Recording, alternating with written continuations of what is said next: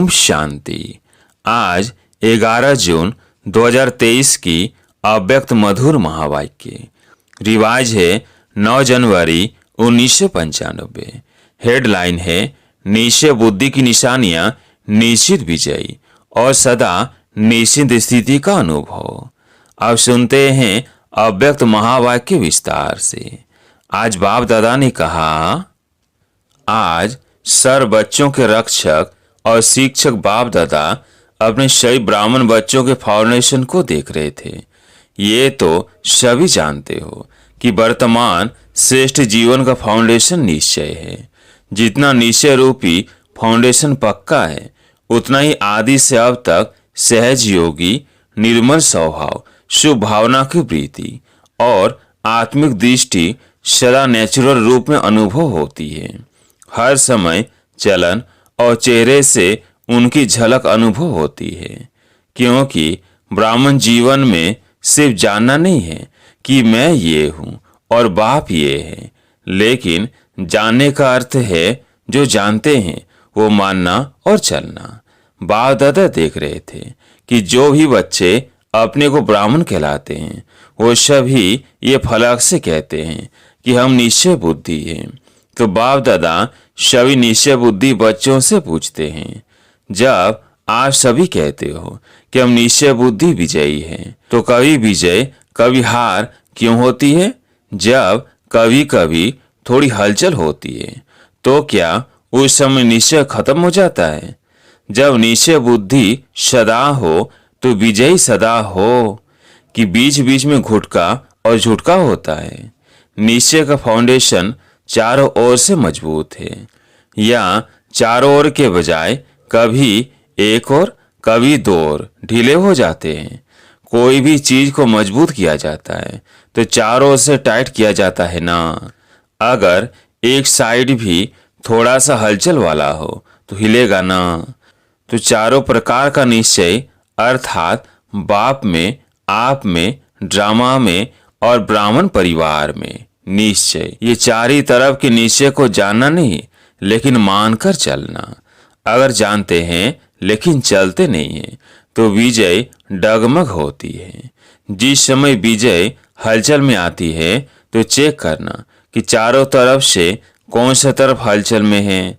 बाप दादा देखते हैं कि कई बच्चों को बाप में पूरा निश्चय है, इसमें पास है, लेकिन अपने आप में जो निश्चय होना चाहिए उसमें अंतर पड़ जाता है। जानते भी हैं, कहते भी हैं कि यह मैं हूँ, मैं ये हूँ, लेकिन जो जानते हैं, मानते हैं, वो स्वरूप में, चलन में, कर्म में हो, इसमें ही अंतर पड़ जाता है। एक तरफ सोचते हैं कि मैं मास्टर सर्वशक्तिमान हूँ, विश्व कल्याणकारी हूँ, दूसरे तरफ छोटी सी परिस्थिति पर विजय नहीं प्राप्त कर सकते हैं तो है मास्टर सर्वशक्तिमान, लेकिन ये परिस्थिति बहुत बड़ी है, ये बात ही ऐसी है। तो क्या ये निश्चय है कि सिर्फ जानना है लेकिन मान कर चलना नहीं? कहते वो सोचते हैं कि मैं विश्व कल्याणकारी हूँ, लेकिन विश्व को तो छोड़ो, स्व कल्याण में भी कमजोर होते हैं। अगर उस समय उन्हें कहो कि क्या स्वयं को परिवर्तन कर स्व कल्याणकारी नहीं बन सकते, तो जवाब देते हैं कि है तो विश्व कल्याणकारी, लेकिन स्व कल्याण बहुत मुश्किल है, ये बात बदलना मुश्किल है। तो विश्व कल्याणकारी कहेंगे या कमजोर? तो स्व में भी परिस्थिति प्रमाण, समय प्रमाण, संबंध संपर्क प्रमाण, निश्चय स्वरूप में आए। ऐसे निश्चय बुद्धि की विजय हुई ही पड़ी है। जैसे सभी को ये पक्का निश्चय है कि मैं श्रेष्ठ आत्मा हूँ। इसके लिए कोई दुनिया के वैज्ञानिक भी आपको हिलाने की कोशिश करें कि आत्मा नहीं शरीर हो, तो मानेंगे नहीं और उसको मनाएंगे। तो जैसे ये पक्का है कि मैं शरीर नहीं हूँ, मैं आत्मा हूँ, और कौन सी आत्मा हूँ यह भी पक्का है। ऐसे निश्चय बुद्धि की विजय भी इतनी निश्चित है।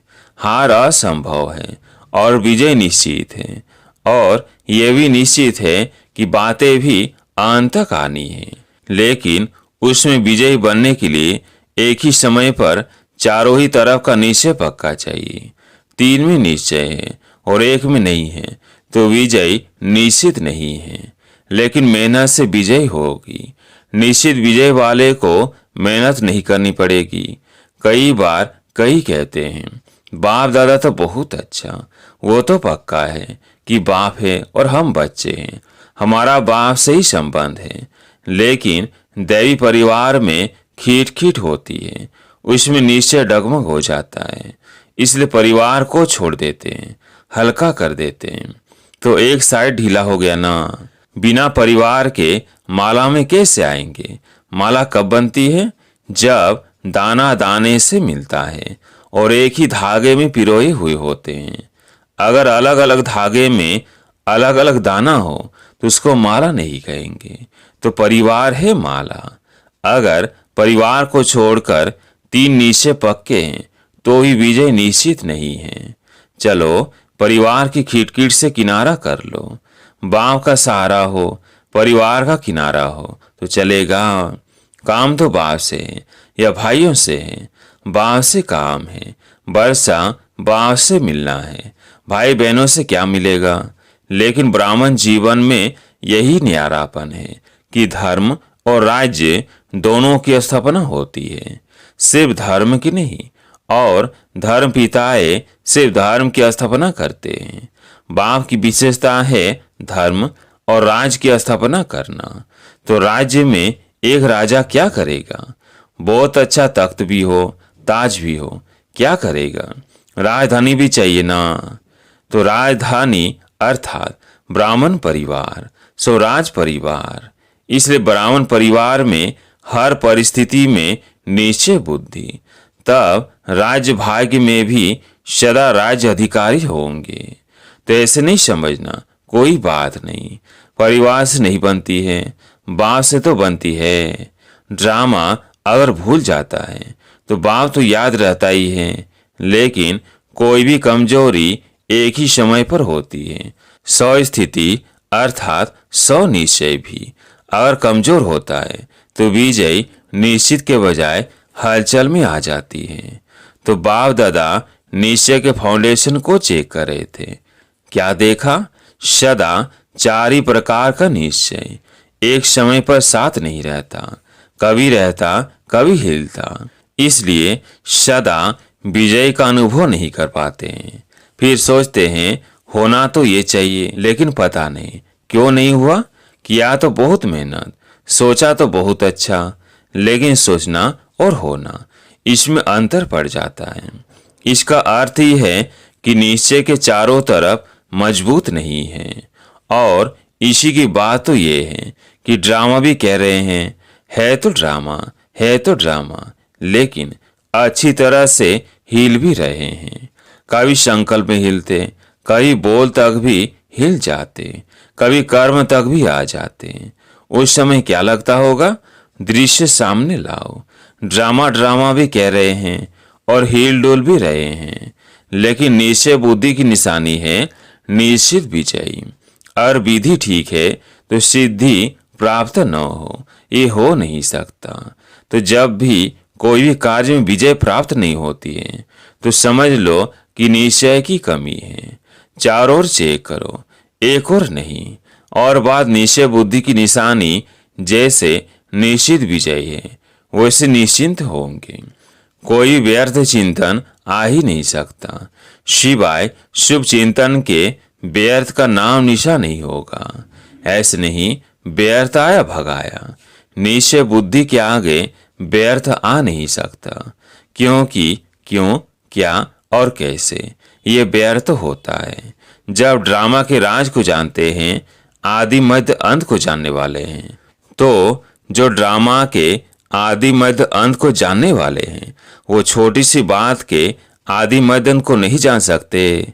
न जानने के कारण क्यों, क्या, कैसे, ऐसे ये व्यर्थ संकल्प चलते हैं। अगर ड्रामा में अटल निश्चय है, नॉलेजफुल भी है, पावरफुल भी है, तो व्यर्थ संकल्प हिलाने की हिम्मत भी नहीं रख सकते। परंतु जब हिलते हैं तो सोचते हैं पता नहीं क्या हो गया। तो बाप दादा हंसते हैं कि ड्रामा के आदि मध्य अंत को जान लिया, अपने 84 जन्म को जान लिया और एक बात को नहीं जानते, बड़े होशियार हो। होशियारी दिखाते हो ना, समय प्रति समय। कल वृक्ष के सभी पत्तों को जानते हो कि नहीं? तभी वृक्ष के फाउंडेशन में बैठे हो।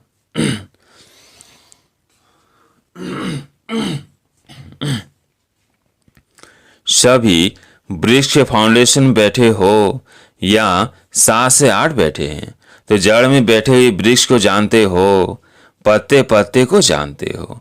और ये पता नहीं कैसे, पत्ते पत्ते को जानते हो और ये पता नहीं कैसे। तो नीचे की निशानियां निश्चिंत स्थिति, इसका अनुभव करो। होगा नहीं होगा, क्या होगा, कर तो रहे हैं, देखें क्या होता है। इसको निश्चिंत नहीं कहेंगे। और फिर बाप के आगे ही फरियाद करते हैं, आप मददगार होना, आप रक्षक होना, आप ये होना, आप ये होना। फरियाद करना अर्थात अधिकार गंवाना। अधिकारी फरियाद नहीं करेंगे, ये कर लो ना, ये हो जाए ना। तो निश्चय बुद्धि अर्थात निश्चिंत। तो ये प्रैक्टिकल निशानियां अपने आप में चेक करो, ऐसे अलवेले नहीं रह जाना। हम तो है ही निश्चय बुद्धि। कौन से निश्चय कमजोर है वो चेक करो और चेंज करो, सिर्फ चेक नहीं करना। बाप दादा ने कहा था ना, चेकर के साथ मेकर भी हो। सिर्फ चेकर नहीं, चेक करने का अर्थ ही है सेकंड में चेंज होना। लेकिन चेक करो और चेंज नहीं करो तो बहुत काल से स्वयं में दीज शिकस के संस्कार पक्के होते जाएंगे।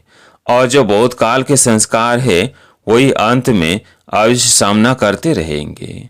कोई सोचे अंत में तो मैं सिवाय बाप के और कुछ नहीं सोचूंगा, लेकिन हो नहीं सकता।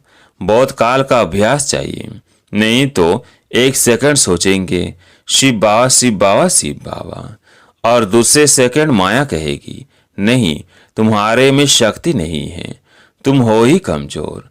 तो युद्ध चलती रहेगी। यदि निश्चित नहीं होंगे तो ब्राह्मण जीवन के अंत काल का जो लक्ष्य वर्णन करते हो वो सहज कैसे होगा। और अगर अंत तक ये व्यर्थ संकल्प होंगे तो वही भूतों के यमदूतों के रूप में आएंगे और कोई यमदूत नहीं आते हैं। ये व्यर्थ संकल्प अपनी कमजोरियां ये यमदूत के रूप में आते हैं। यमदूत क्या करते हैं? डराते हैं और दूसरों के लिए कहेंगे विमान में जाएंगे, अर्थात उड़ती कला से पार हो जाएंगे। कोई विमान आदि नहीं है, लेकिन उड़ती कला का अनुभव है। इसलिए पहले से ही चेक करके चेंज करो। कब तक करेंगे? बाप दादा को खुश तो कर देते हैं, करेंगे, प्रतिज्ञा भी लिख देते हैं, लेकिन वो कागज तक रहती है या जीवन तक। अच्छा, आज मधुवन निवासियों का भी टर्न है। मधुवन वालों से तो विशेष बाप दादा का स्नेह है, सब से है, लेकिन फिर भी थोड़ा सा विशेष मधुवन निवासियों से है, क्योंकि निमित्त है। फिर भी देखो आप आते हैं, खातिरी तो ठीक करते हैं ना। मधुवन वाले खातिरी करने में पास है ना। मेहमान निवाजी करना ही महानता है। जिसको मेहमान निवाजी करना आता है वो महान हो ही जाता है। सिर्फ खाने पीने से नहीं, लेकिन दिल के स्नेह की मेहमान निवाजी वो सबसे श्रेष्ठ है। चाहे पिकनिक कितनी भी करा लो, लेकिन दिल का स्नेह नहीं मिला तो कहेंगे कुछ नहीं मिला। तो मधुवन वाले दिल के स्नेह सहित मेहमान निवाजी करते हैं। करते हो ना कि कोई नीचे ऊपर करेंगे तो कहेंगे बाप दादा ने ऐसे ही कहा। ऐसे ही नहीं करना। स्नेह के सागर के बच्चे होना। कब तक स्नेह देंगे? नहीं, गागर के बच्चे नहीं, सागर के बच्चे बेहद। सबके पास स्नेह का स्टॉक है ना। माताओं के पास भी है, कुमारियों के पास भी है, पांडवों के पास भी है। सागर है या थोड़ा है तो कभी क्रोध तो नहीं करते होंगे ना। जब स्नेह के सागर है तो क्रोध कहाँ से आया? किसके संस्कारों को जानकर सेटिस्फाई करते हो ना। चाहे वो रॉन्ग है, लेकिन आप तो नॉलेजफुल हो ना। आप तो जानते हो ना कि ये क्या है, लेकिन उस समय क्या कहते हैं, इसने ऐसे किया ना, इसलिए हमने भी किया, रॉन्ग से रॉन्ग हो गया। तो क्या कमाल की, उसने रॉन्ग किया और आपने उसका रेस्पॉन्ड भी रॉन्ग ही दिया। कई कहते हैं ना, क्रोध एक बार ही करते हैं तो कुछ नहीं होता, बार बार करता रहता है। तो जानते हो कि जिसका स्वभाव ही क्रोध का है तो क्रोध नहीं करेगा तो क्या करेगा। उसका काम है क्रोध करना और आपका काम है स्नेह देना या क्रोध करना। वो 10 बारी करे तो आप एक बारी तो जवाब देंगे ना, नहीं देंगे तो वो 20 बारी करेगा, फिर क्या करेंगे। तो इतनी सहन शक्ति है। या उसने 10 किया, आपने आधा किया, कोई हर्जा नहीं। उसने झूठ बोला, आपने क्रोध किया, तो क्या ठीक हुआ। फिर बड़े बहादुरी से कहते हैं झूठ बोला ना, इसलिए क्रोध आ गया। लेकिन झूठ बोलना तो अच्छा नहीं लगा और क्रोध करना अच्छा है। तो स्नेह के सागर के मास्टर, स्नेह के सागर मास्टर, स्नेह के सागर के नयन, चैन, वृत्ति, दृष्टि में जरा भी और कोई भाव नहीं आ सकता। यदि थोड़ा थोड़ा जोश आ गया तो क्या उसको स्नेह का सागर कहेंगे कि लौटा है। चाहे कुछ भी हो जाए, सारी दुनिया क्यों नहीं आप पर क्रोध करे, लेकिन मास्टर स्नेह के सागर दुनिया की परवाह नहीं करेंगे। बेपरवाह बादशाह हो, जो परवाह थी वो पा लिया। अभी इन व्यर्थ बातों से बेपरवाह बादशाह। चेकिंग की परवाह करो, चेंज होने की परवाह करो, लेकिन व्यर्थ में बेपरवाह कर सकते हो कि बच्चा, पोतरा, धोतरा, धोतरी थोड़ा सा क्रोध करेगा, थोड़ा सा नीचे ऊपर करेगा तो स्नेह के बजाय और भावना भी आ जाएगी। दफ्तर में जाएंगे, बिजनेस में जाएंगे, नौकर ऐसा मिल जाएगा, वायुमंडल ऐसा मिल जाएगा, लेकिन व्यर्थ से बेपरवाह बादशाह। समर्थ में बेपरवाह नहीं होना।